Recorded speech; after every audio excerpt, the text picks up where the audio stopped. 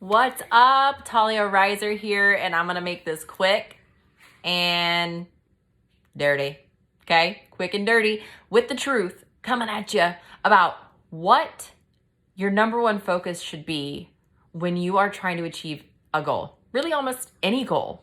This can be for your business, for your life, whatever. But I guarantee this is a big determining factor of your future success, because I know it was for me. I know until I got this one thing that I was on the struggle bus. I was having a lot of problems, achieving a lot of goals. I was failing constantly, and I was massively frustrated. So let me help unfrustrate you. When you are running for a goal, if you are, trying to build an online business, which is what I have done, if you are an entrepreneur of any kind and you're trying to achieve a certain level, or going after, whatever it is that you want to basically smash, what are you focused on? In my business, we reach out to people. We talk to a lot of people, right? It's a networking online networking business. It's a social retail model. It is about people for people. We talk to people online, but I was getting wrapped up in, I gotta hit this rank. I need to get this many sales and do all these things. I have to accomplish all this stuff.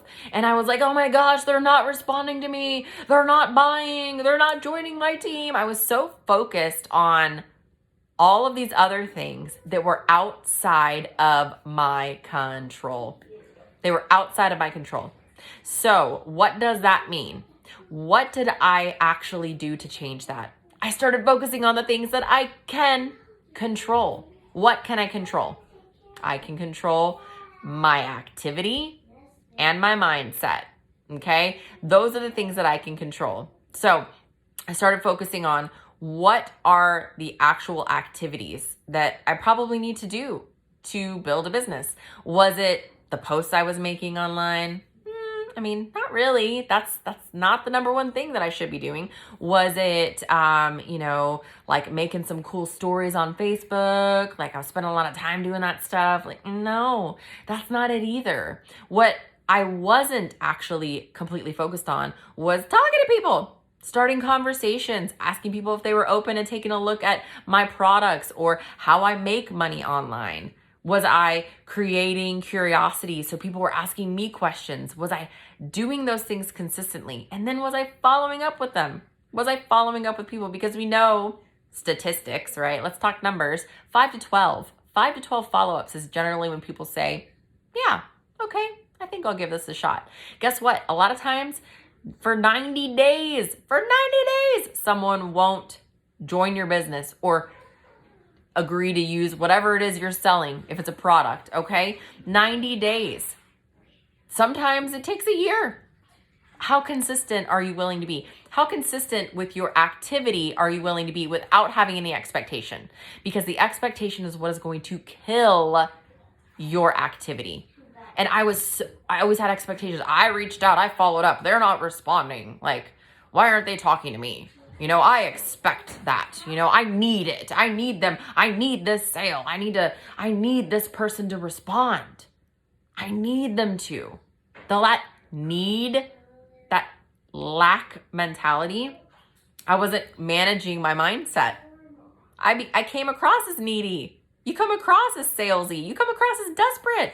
Nobody wants to join a desperate person in their business to make money. Girl, if this chick is desperate, like, why would I want to work with her?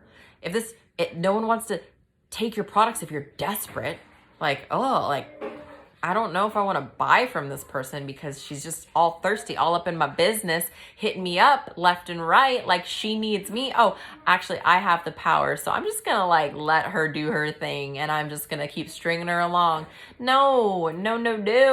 We just go talk to more people. So when I would fail and I would not hit the ranks that I wanted and not achieve the goals, which I struggled for a long time with that, I had to change. That was a game-changing moment for me when I decided to not have any expectations and focus on my activity. focus on what I could control rather than what other people were doing, whether or not they were responding, if they were liking my posts or commenting, like what could I actually do that relied on nobody else?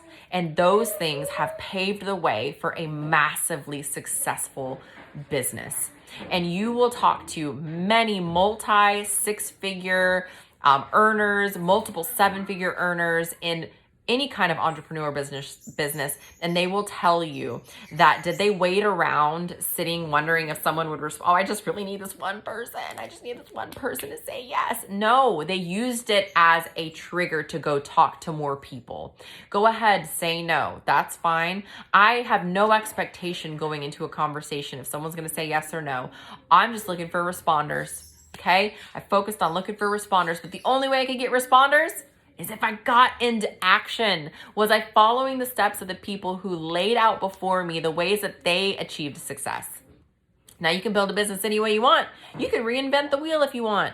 But if the wheel is already there, why would I reinvent it? Like, why would I? I'm just wasting my time.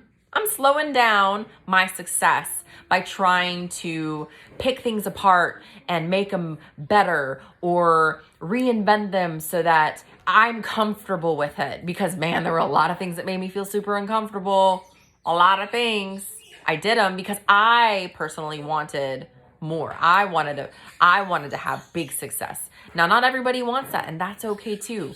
But if you're watching this, it's because you want to know how to get to the next step.